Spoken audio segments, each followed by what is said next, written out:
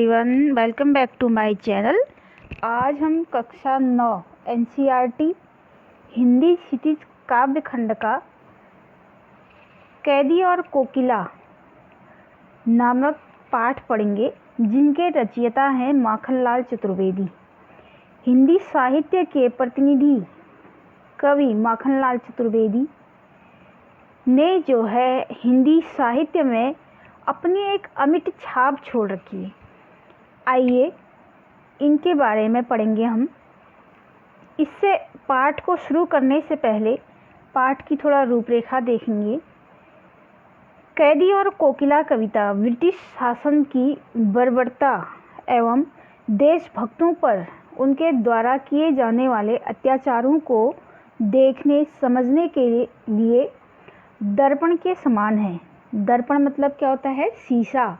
जैसे हम शीशे में सब कुछ देख सकते हैं, वैसे ही उन ब्रिटिश शासन का अत्याचार जो है हम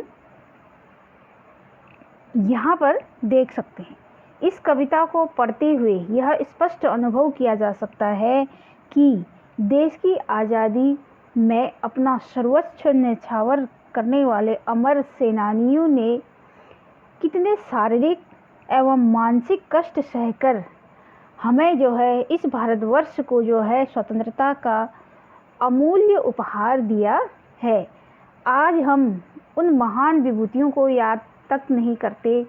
किसी महान आत्माओं को याद किया जाता है, लेकिन यहाँ पर जो है बहुत से ऐसे स्वतंत्रता सेनानी हैं जिन्होंने हमें जो है आज़ादी दिलाई।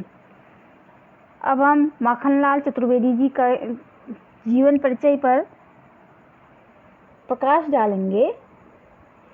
हिंदी साहित्य जगत के कवि माखनलाल चतुर्वेदी जी का जन्म 1889 ईस्वी में मध्य प्रदेश के होशंगाबाद जिले के बाबई गांव में हुआ। उन्होंने आजीविका के लिए 16 वर्ष की आयु से ही अध्यापन कार्य प्रारंभ कर दिया था। अध्यापन मतलब वह शिक्षक बने। उनके बाद वह पत्रिकाओं के संपादन कार्य में जुट गए। उन्होंने एक भारतीय आत्मा उपनाम से राष्ट्रीय भावनाओं से युक्त कविताएं भी लिखी। स्वाधीनता आंदोलन में भाग लेने के बाद उन्हें कई बार जेल भी जाना पड़ा। माखनलाल चतुर्वेदी जी का देहांत जो है 1968 यानी 1968 में हो गया था। उनकी जो प्रमुख रचनाएं हैं हिमकिरीटिनी, साहित्य देवता, हिमतरंगिणी, वेणु लो गूंजे धरा आदि उनकी जो है प्रसिद्ध रचनाएं हैं। उनकी रचनाओं में राष्ट्रीय चेतना का स्वर, बलिदान, संघर्ष आदि भावनाएं दिखाई देती हैं। उन्होंने अपनी जो रचनाएं हैं खड़ी बोली में लिखी हैं। ज़्यादातर उनकी जो रचनाएं हैं वो खड़ी बोली में लिखी हुई है। वह अपनी रचनाओं में भाव को अत्यधिक महत्व देते थे। उनकी रचनाओं में तत्सम शब्द, तद्भव, अरबी, फारसी आदि शब्द मिलते हैं तथा उन्होंने अपनी रचनाएं मुक्तक काव्य में लिखी। इसके पश्चात इनके पदों को पढ़ेंगे।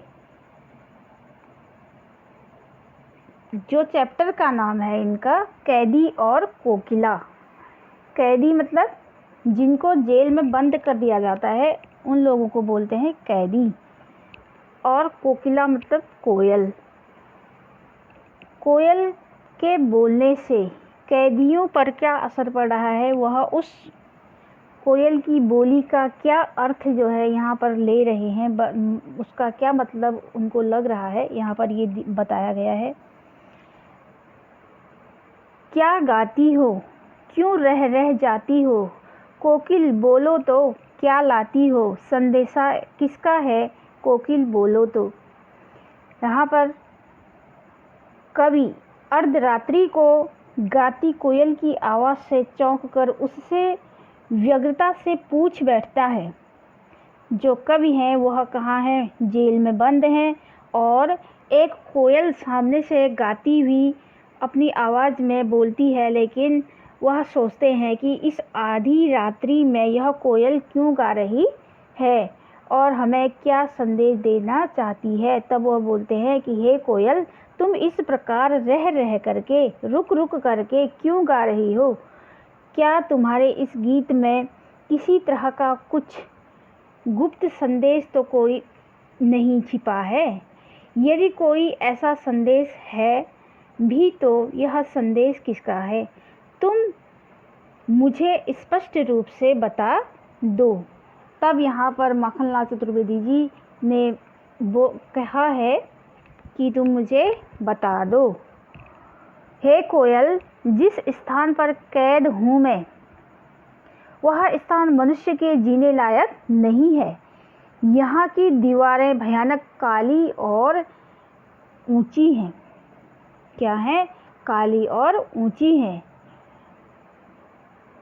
यहाँ बताया है कि काली ऊंची दीवारों के घेरे में, डाकू चोरों बटमारों के डेरे में, जीने को देते नहीं पेट भर खाना, मरने भी नहीं देते तड़प रह जाना। जीवन पर अब दिन रात कड़ा पहरा है, शासन है या तम का प्रभाव गहरा है। हिम कर निराश कर चला रात भी काली, इस समय कालिमा मई जगी क्यों आली। यहाँ पर जो है कवि कहते हैं कि हे कोयल, जिस स्थान पर मैं कैद हूँ वह स्थान मनुष्य के जीने के लायक नहीं है। यहाँ की दीवारें ऊंची काली दीवारों के घेरे में, यहाँ की जो ऊंची ऊंची दीवारें हैं यह कैसी हैं? भयानक हैं और काली हैं। और चारों डाकू चोरों बटमारों के डेरे में, यहाँ पर कौन है?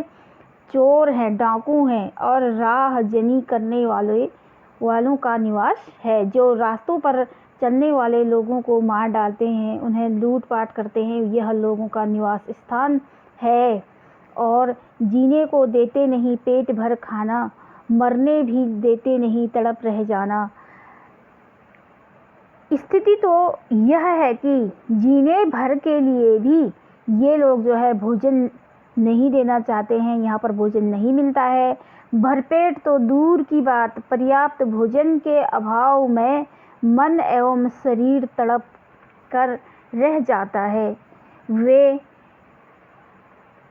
जो है अर्थात अंग्रेज सिपाही हमें जो है मरने भी नहीं देते हैं और ठीक ढंग से जीने भी नहीं देते। हमारे चारों ओर कड़ा पहरा है।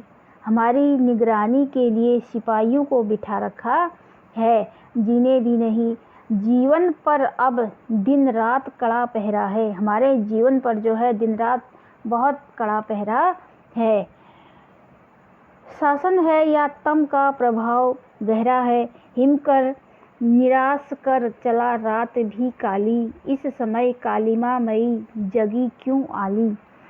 कवि प्रश्न करता है कि यह अंग्रेजों का अंधकारमय शासन है या वास्तव में गहरी काली अंधियारी रात इस सीमा तक काली है कि प्रकाश या आशा की रूपी चंद्रमा भी उससे आगे परास्त नहीं कर पा रही है, उसको जो है परास्त नहीं कर पा रही है।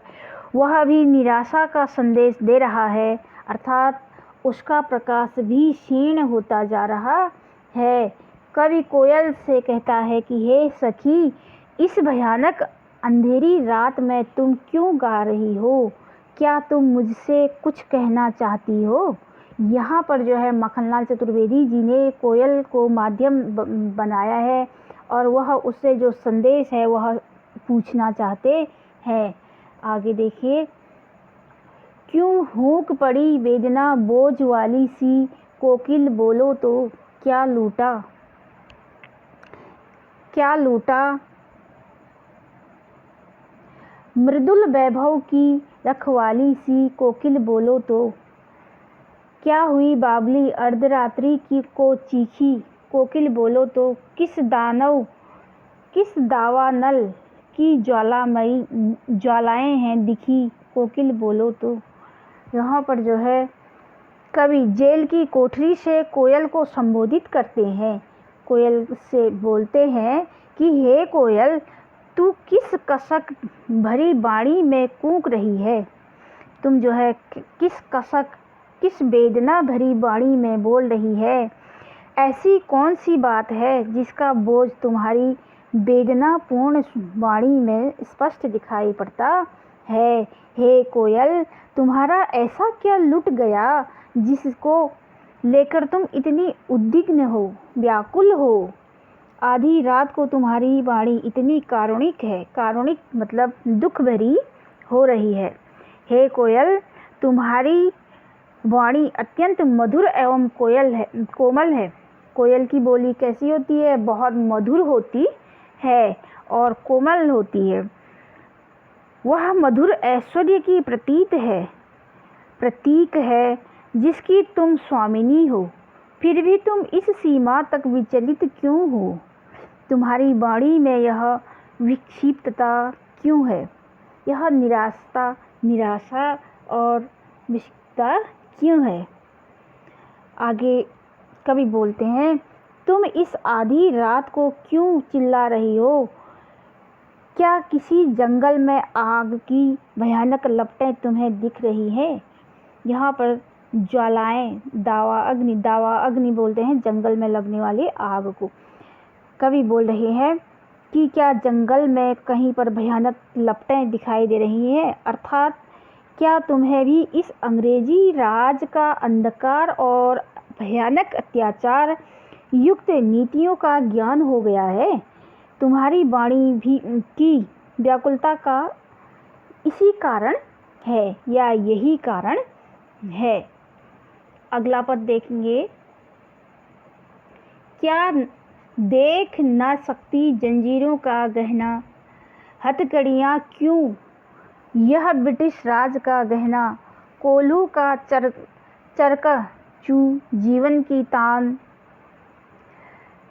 गिट्टी पर उंगलियों ने लिखे गान, हूँ मोट खींचता लगा पेट पर जुआ, खाली करता हूँ ब्रिटिश अकड़ का कुआं, दिन में करुणा क्यों जगे रुलाने वाली, इसलिए रात में गजब ढा रही आली। इस शांत समय में अंधकार को बेद रो रही क्यों हो कोकिल बोलो तो, चुपचाप मधुर विद्रोह बीज इस भांति बो रही क्यों हो कोकिल बोलो तो।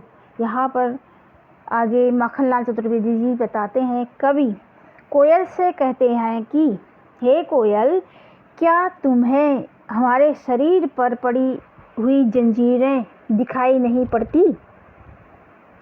ये जंजीरें जो है हमें किसी गहरे से कम प्रतीत नहीं होती। यहाँ पर कवि कह रहे हैं कि ये जंजीरें हमें किसी गहने से कम प्रतीत नहीं होती। जैसे किसी के शरीर पर गहने पड़े रहते हैं, वैसे ही उनके शरीर में जंजीरें जो है लगी हुई है। ये जो हथकड़ियाँ हमने पहन रखी हैं, ये अंग्रेजी राज द्वारा हमें दिया गया उपहार है, जो गहनों के रूप में हमारे शरीर और हाथों में सजी हुई है। हमें ये कोल्हू के चरसा को खींचते समय चरक चू की ध्वनि में जीवन की तान सुनाई पड़ती है। यहाँ पर कवि अपनी व्यथा को बता रहे हैं, किसे? उस कोयल को। यह जीवन संगीत ही हमें देश के प्रति समर्पित होने की प्रेरणा देता है, और हम अपने मजबूत हाथों से जब पत्थर तोड़ते हैं तो ऐसा लगता है कि हमारी उंगलियों में पत्थर के ये टुकड़े स्वतंत्रता संग्राम का नया गीत रच रहे हों।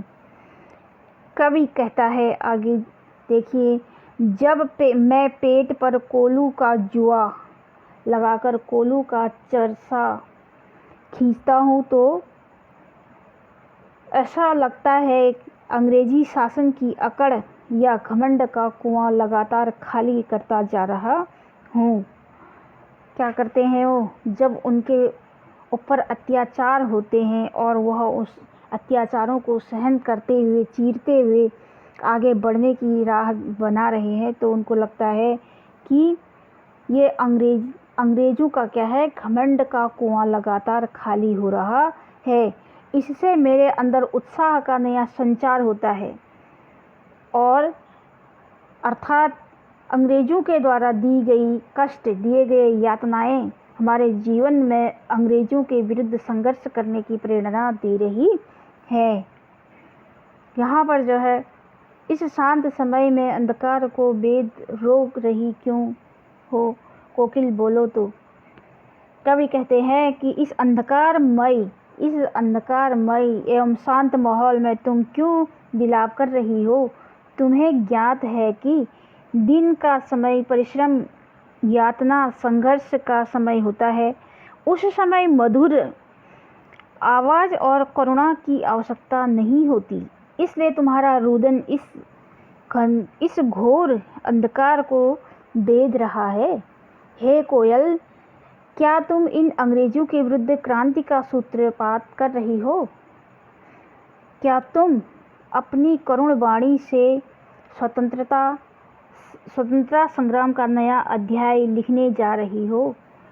हे कोयल, क्या तुम अपने इस करुणामयी रुदन से नया इतिहास रचने जा रही हो? क्या तुम अपनी करुणा वाणी से स्वतंत्रता का नया अध्याय लिखने जा रही हो?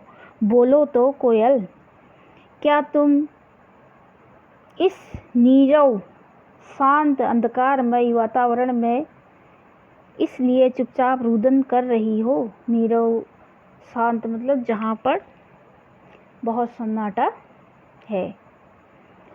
अगला पद देखेंगे।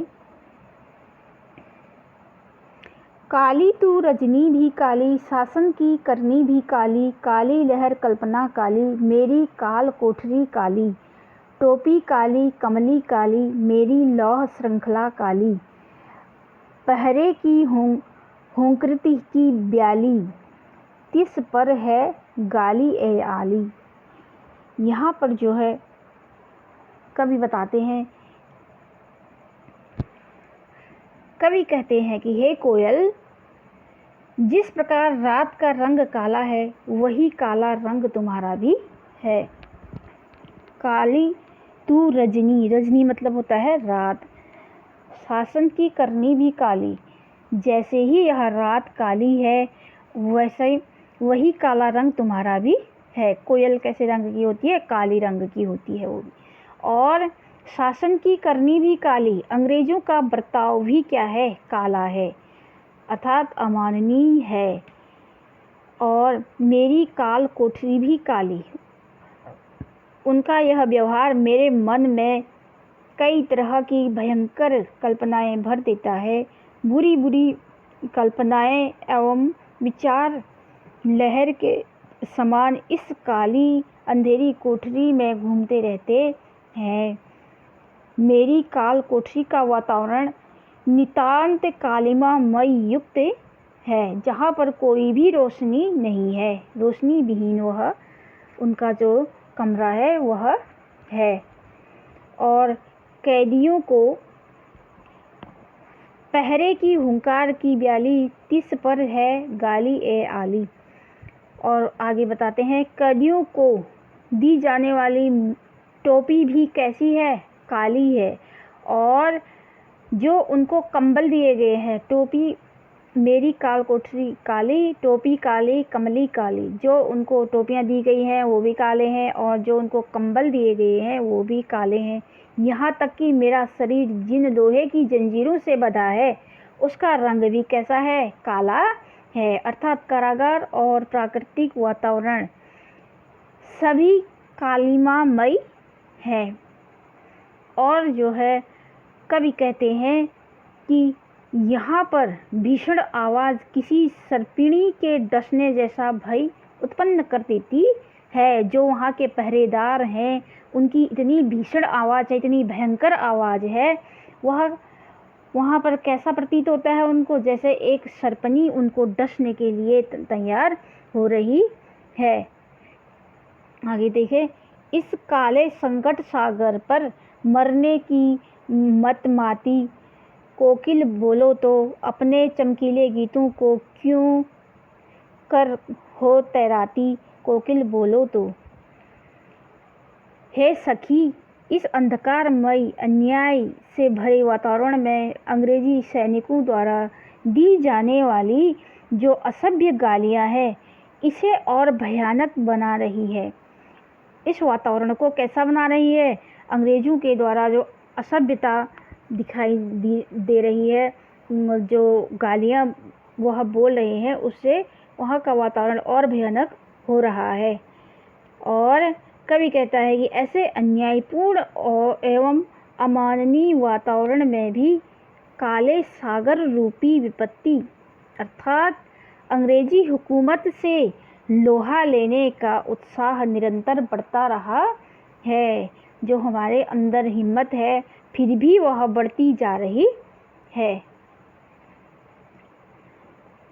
अगला पद देखें, तुझे मिली हरियाली डाली, मुझे नसीब कोठरी काली, तेरा नभ नभ में संचार मेरा नभ नभ, तेरा नभ नभ में संचार मेरा 10 फुट का संसार, तेरे गीत कहावे वाह, रोना भी है मुझे गुनाह, देख विषमता तेरी मेरी, बजा रही तिस पर रणभेरी।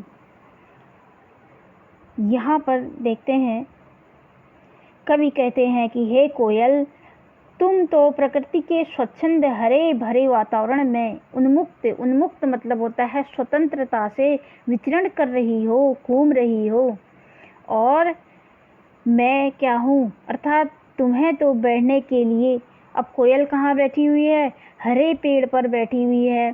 कह रहे हैं कवि कि तुम्हें तो बैठने के लिए हरी भरी डाली मिली हुई है, परंतु मेरे भाग्य में यह सकरी सी काल कोठरी, सकरी सी मतलब होता है बहुत छोटी सी जगह जो है, यह काल कोठरी है जहाँ हवा और रोशनी बड़ी मुश्किल से पहुँचते हैं। हे कोयल, संपूर्ण आकाश तुम्हारा क्षेत्र है, और कोयल का क्या है, संपूर्ण आकाश उसका अपना क्षेत्र है, वो कहीं पर भी उड़ सकती है, कहीं पर भी आ जा सकती है। जहाँ तुम निर्वाद बिना रुकावट, निर्वाद मतलब होता है बिना रुकावट के, जहाँ पर वह बिना रुकावट के भी जा सकती है और रूप से उड़ सकती है, बिना मतलब किसी की रुकावट से वह उड़ सकती है। जबकि मैं जिस काल कोठरी में बंद हूँ, यह मात्र 10 फुट की ही है। हे कोयल, तेरे गीत सभी की प्रशंसा के पात्र होते हैं, परंतु यदि मैं अपनी दुर्दशा पर रोना चाहूँ तो यह अपराध की श्रेणी में गिना जाएगा। आगे ये बताते हैं कि हे कोयल, तुम स्वयं देख लो कि तुम्हारी और मेरी स्थिति में कितना अंतर है। जब भी तुम अंग्रेजी शासन के विरुद्ध युद्ध का संगीत बजा रही हो, हे कोयल, यह बताओ कि तुम्हारी इस हुंकार में क्या कह सकता हूँ, तुम क्या गा रही हो, मैं इसे क्या समझूं और मैं इसको क्या बोलूं।